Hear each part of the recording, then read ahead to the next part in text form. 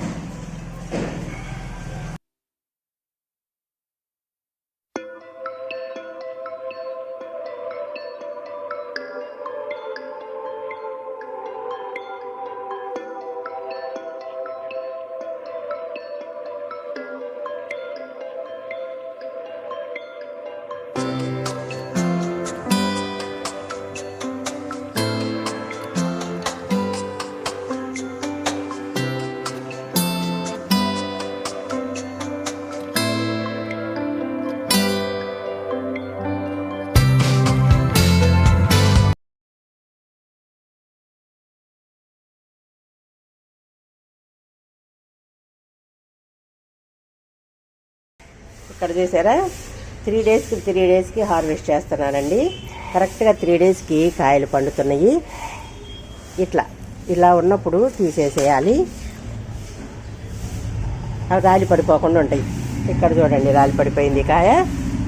Light weight అయిపోయినప్పుడు పడిపోతున్నాయి. అందుకని ఈ మాత్రం రెడ్ కలర్ రాగానే కోసేసుకోవాలి.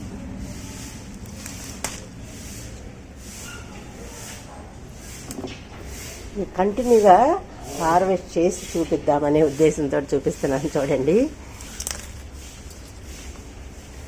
ఇవి ఎలా కోసుకోవాలి, చాలా రాలి పడిపోతున్నాయి. కొంతమంది ఇప్పుడు పెంచుకునే వాళ్ళు చెప్తున్నారు. అలా ఉన్నప్పుడే తీసేసుకోవాలి.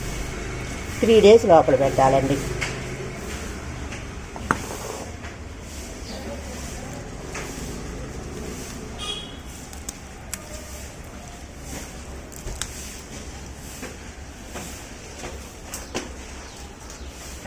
త్రీ డేస్ అలా ఓపెన్లోనే పెట్టేసేయాలి. రెడ్ కలర్ వచ్చేస్తున్నాయి. 3 రోజులు మాత్రం అలా ఉంచేసేయాలి. తీయదనం కూడా బాగా వస్తుంది, చాలా స్వీట్గా. ఇది చూడండి, ఇది ఇలా పట్టుకోగానే రాలి పడిపోయింది.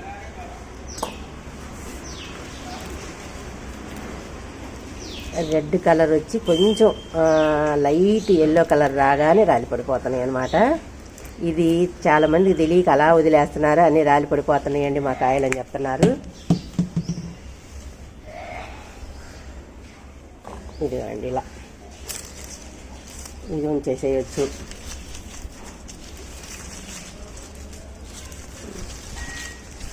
ఇది పోసేయచ్చు. చూడండి 3 డేస్కి కరెక్ట్గా రెడ్ కలర్ వచ్చేస్తున్నాయి అన్నమాట లోపల పెట్టగానే. ఇంత గట్టిగా ఉంది కదా, రేపు పొద్దునకు పడిపోద్ది ఇది.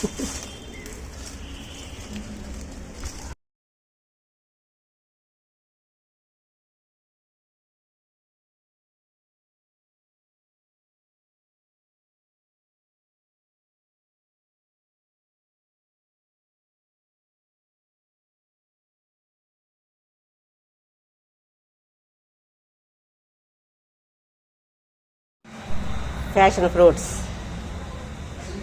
ఎలా అల్లుకున్నాయో చూసారా. ఇంతకుముందు గ్రేప్స్ ఉండేది ఈ ప్లేస్లో, ఇప్పుడు ఫ్యాషన్ ఫ్రూట్స్ అల్లిచ్చానండి. 1 ఇయర్లో ఇంత బాగా కాయలు వచ్చినాయి. మొక్క నాటి 1 ఇయర్ అనమాట. ఇప్పుడు హార్వెస్ట్ చేద్దాము. గ్రేప్స్ పైకి వెళ్ళిపోయింది, పైకి వెళ్ళిస్తున్నాను గ్రేప్స్ అంతా. ఇప్పుడంతా ఫ్యాషన్ ఫ్రూట్ మా ఇంటి ముందు అలా వేలాడుతున్నాయండి.